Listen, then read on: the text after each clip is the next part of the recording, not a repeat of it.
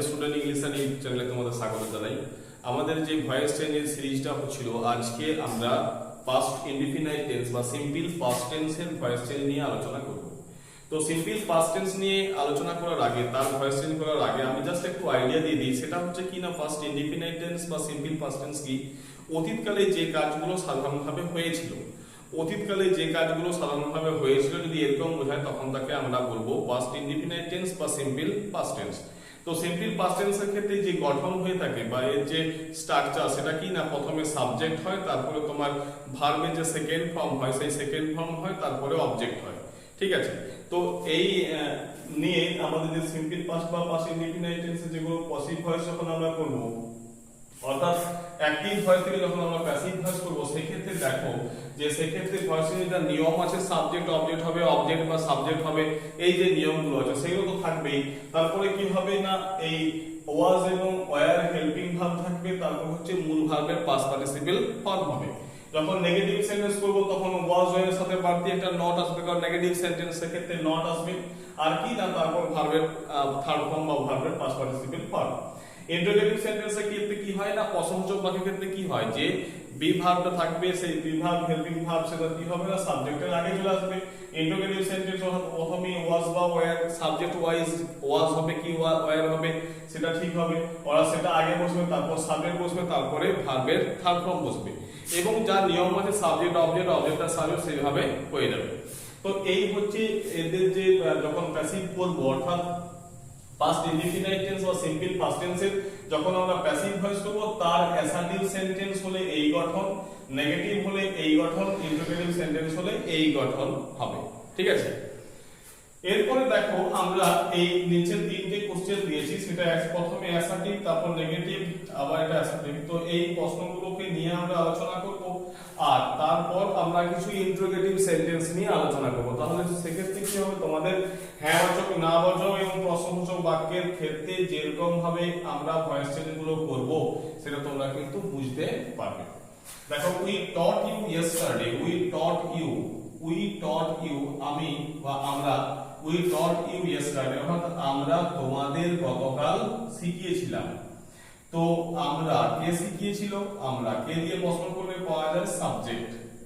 ঠিক আছে, তাহলে কে শিখিয়েছিল, না আমরা শিখিয়েছিলাম।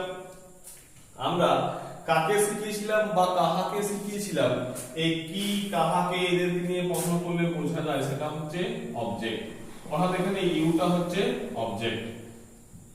We subject, you object, taught হচ্ছে ভার্ব। ঠিক আছে, তো উই টট ইউ ইয়েস্টারডে, আমরা তোমায় গতকাল শিখিয়েছিলাম। এরপর কি করব, এটা আমরা এখানে ইউ ছিল অবজেক্ট, সেটাকে সাবজেক্ট হবে, করলাম আমরা ইউ। এরপর দেখো টট ভার্ব আছে, এটা দেখো টট ভার্ব পাস্ট টেন্সে আছে, তাহলে এটা পাস্ট ইনডিফিনাইট টেন্সের। সেক্ষেত্রে আমাদের যখন ভয়েস চেঞ্জ করব, তখন আমাদের কি করা হয় না, ওয়াজ বা ওয়্যার এই দুটো বিভাগ থাকে। এই ওয়াজ বা ওয়্যার যে কোনো একটা করতে হবে সাবজেক্ট অনুযায়ী। You subject singular number, you means তুমি, আবার তোমরাও। তো সেক্ষেত্রে আমরা কি করব, ইউ এর পরে হলো ওয়্যার, ইউ ওয়্যার। টট ছিল মূল ভার্ব, এর পাস্ট পার্টিসিপল ফর্ম টট, তাহলে ইউ ওয়্যার টট। ঠিক আছে, তারপর কি লিখবো, বাই, উই চেঞ্জ হয়ে হবে আস, আর ইয়েস্টারডে যেরকম ছিল সেরকম লিখে দিলাম ইয়েস্টারডে। তাহলে কি দাঁড়ালো, you were taught by us yesterday. ঠিক আছে, অবজেক্ট ছিল ইউ, সাবজেক্ট হইলাম, হয়ে গেল ইউ।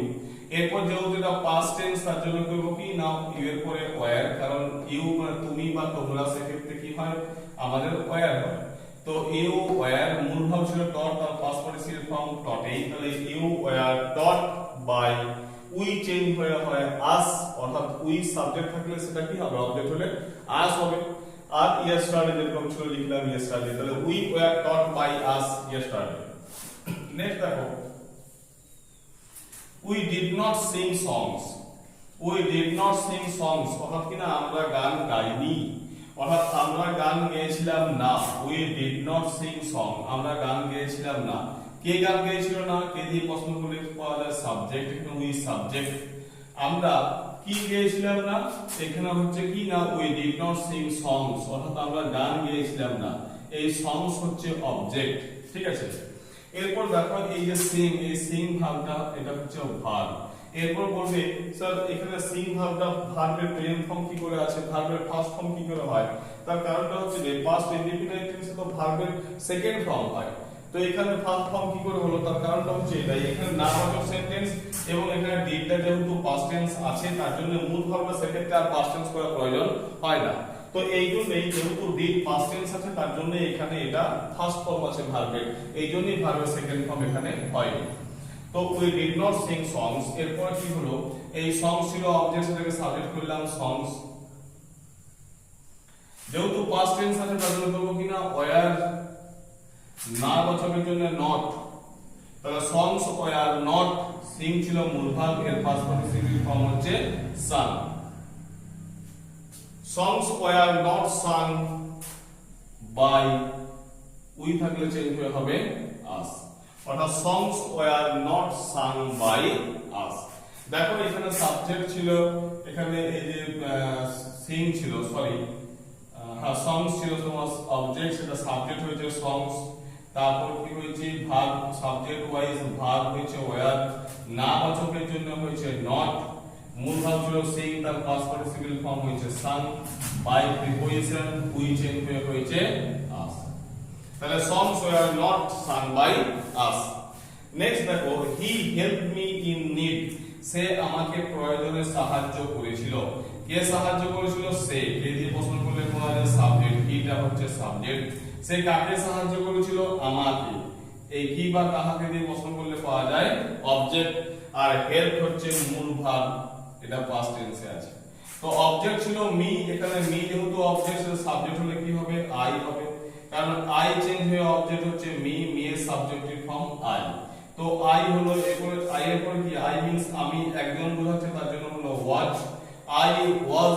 এরপর দেখো হেল্প ছিল মূল ভার্ব, সেক্ষেত্রে আমরা হেল্প করলাম, আই ওয়াজ হেল্প, ঠিক আছে। তারপর কি করব না, এখানে ইন নিড লিখে দিতে পারো, ইন নিড বাই, হি ছিল চেঞ্জ হয়ে হবে হিম। তোমরা এরকম করতে পারো বা কেউ করতে পারে I was help by him in need, অর্থাৎ ইন নিডটা শেষে করলেও হবে আর বাই হিম শেষে লিখলেও হবে। তো এই গেল তোমাদের হ্যাঁবাচক সেন্টেন্স, নাবাচক সেন্টেন্সের ভয়েস চেঞ্জ কিভাবে হয় ইন সিম্পল পাস্ট টেন্স, সেটা আজকে আমরা দেখলাম। নিয়ম বা সিস্টেম এক, অবজেক্ট সাবজেক্ট হবে, সাবজেক্ট অবজেক্ট হবে, টেন্স ওয়াইজ বিভাগ আমরা করব, এখানে ভাগ করব, তারপর মূল ভাবের পাস্ট পার্টিসিপল ফর্ম করব, ঠিক আছে। এই হচ্ছে তোমার হ্যাঁবাচক এবং নাবাচক সেন্টেন্সের ক্ষেত্রে ভয়েস চেঞ্জ। এরপর দেখো, এরপর আমাদের কিছু ইন্টারোগেটিভ সেন্টেন্স নিয়ে আলোচনা করতে হবে, অর্থাৎ প্রশ্নসূচক বাক্য নিয়ে আমরা আলোচনা করব, এবং সেক্ষেত্রে আমাদের ডব্লিউএইচ যে শব্দ থাকে, ডব্লিউএইচ শব্দ নিয়েও তো ভয়েস চেঞ্জ হয়, সেগুলোকে নিয়েও আমরা আলোচনা করব। দেখো সাপোজ বলছি did you take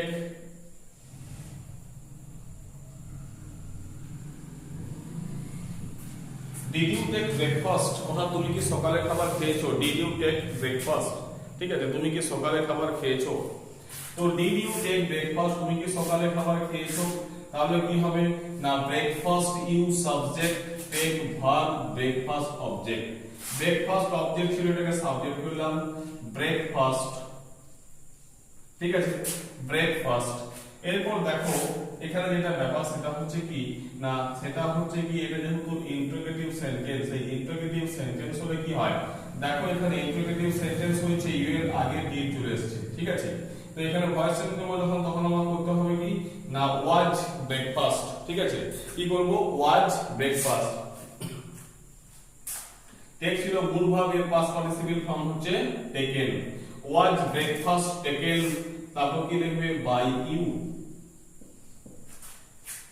was breakfast taken by you, ঠিক আছে।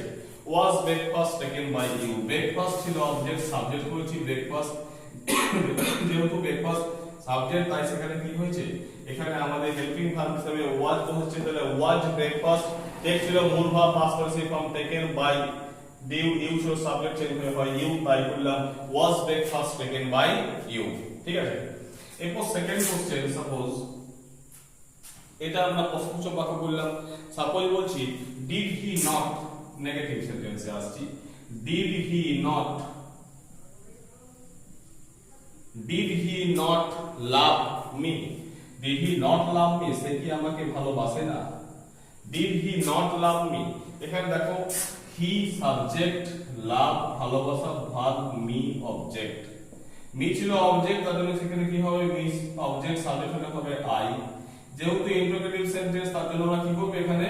ওয়াজ, কারণ আই হচ্ছে একজনকে বোঝাচ্ছে, তার জন্য বললাম আমরা ওয়াজ। তাহলে ওয়াজ আই। এরপর এখানে নট ছিল, সেখানে করলাম নট, ওয়াজ আই নট। লাভ ছিল মূল ভাব, পাস্ট পার্টিসিপল ফর্ম, করলাম লাভ, ওয়াজ আই নট লাভ। তারপর কি করছি? বাই, হি ছিল চেঞ্জ হয়ে হবে হিম।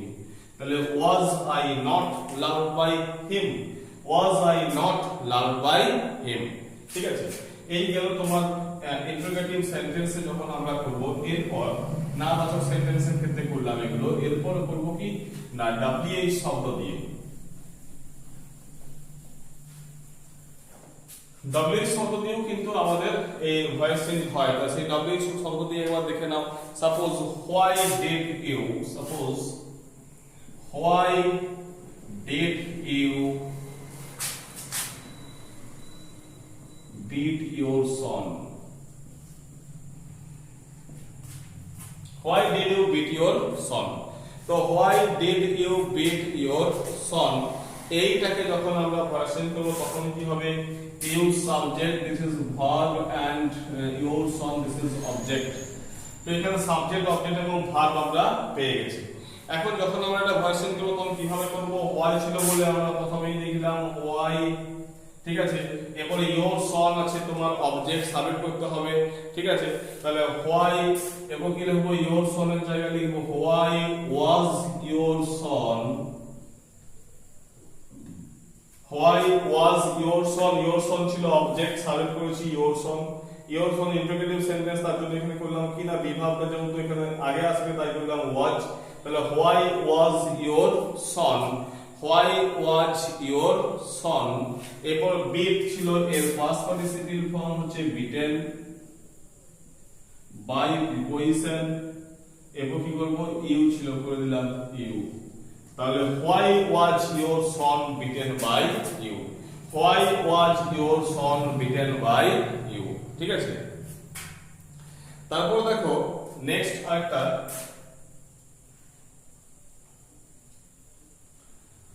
সাপোজ where যদি এটা করি where did you, সাপোজ বলছি where did you find this pen, অর্থাৎ কোথায় তুমি এই পেনটা খুঁজে পেয়েছো? where did you find this pen, কোথায় তুমি এই পেনটা খুঁজে পেয়েছো? তো সেক্ষেত্রে যদি আমরা করি তাহলে কি হবে? প্রথমেই করলাম where, ঠিক আছে। you subject find verb, this pen হচ্ছে অবজেক্ট। তো this pen ছিল অবজেক্ট, তাহলে এখানে আমরা সাবজেক্ট করতে হবে where, তারপর লিখলাম this pen, কি করব? was, where was this pen, ঠিক আছে। where was this pen, this pen মানে একটা পেন, তার জন্য was হয়েছে। where was this pen, find ছিল মূল ভাব, past participle form হচ্ছে found। where was this pen found, তারপর কি লিখব? by you। where was this pen found by you, ঠিক আছে। তাহলে এই গেল তোমার WH যে ওয়ার্ড ছিল সেই WH শব্দ দিয়ে আমরা ভার্সন করলাম সিম্পল পাস্ট টেন্সে বা পাস্ট ইনডিফিনাইট টেন্সে। তো সেক্ষেত্রে এই আমরা কি শিখলাম? তাহলে ভয়েস চেঞ্জের প্রথম শিখলাম পাস্ট ইনডিফিনাইট বা সিম্পল পাস্ট টেন্স কাকে জানলাম, সেই সম্পর্কে একটা কনসেপ্ট করলাম। তারপর এর যে স্ট্রাকচার হয় সেটা জানলাম। যখন আমরা প্যাসিভ ভয়েস করব, অ্যাক্টিভ ভয়েসে কি রকম স্ট্রাকচার হবে, নেগেটিভে কেমন হবে, আর ইন্টারোগেটিভ সেন্টেন্সে বা কেমন হবে, অর্থাৎ অ্যাসার্টিভ সেন্টেন্স, নেগেটিভ এবং ইন্টারোগেটিভ এই তিনটে সেন্টেন্সেরই আমরা কিভাবে এটা স্ট্রাকচার করব সেটা আমরা জানলাম। নেক্সট আমরা অ্যাসার্টিভ সেন্টেন্স, নেগেটিভ সেন্টেন্স এবং প্রশ্নসূচক বাক্য সম্পর্কে জানলাম। তারপর পাস্ট টেন্সে যখন সিম্পল পাস্ট টেন্সের ভয়েস চেঞ্জ করছি সেগুলো কি করলাম, শেষে WH ওয়ার্ড দিয়েও কিন্তু আমরা ভয়েস চেঞ্জ শিখলাম এবং জানলাম। এগুলোকে আরো ভালোভাবে জানা এবং আরো ভালোভাবে যদি তুমি শিখতে চাও তাহলে তোমাকে অতি অবশ্যই কিন্তু কিছু প্র্যাকটিস সেট থেকে সলভ করতে হবে। অর্থাৎ যত তুমি প্র্যাকটিস করবে এগুলো তত কিন্তু তোমার কাছে সহজ হবে, ঠিক আছে? তাই তোমরা কি করবে, এগুলোকে জাস্ট একটা কনসেপ্ট করলে, ধারণা তৈরি করলে, তারপর তোমরা কিন্তু প্র্যাকটিস করতে বসে যাও। এরপর প্র্যাকটিস যখন করবে তখন সেক্ষেত্রে যদি কোনো প্রবলেম এসে থাকে তাহলে সেটা অবশ্যই আমাকে কমেন্ট করে জানিও। আশা করি তোমাদের ভিডিওটা ভালো লেগেছে। Thank you.